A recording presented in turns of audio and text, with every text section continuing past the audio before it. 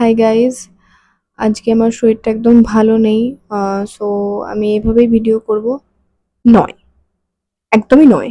আমি করব ভিডিও যতই শরীর খারাপ থাকুক, আর ট্রান্সফরমেশন আসবে না সেটা তো হতেই পারে না। Let's go for transformation. ষষ্ঠীর সকাল খুব বেশ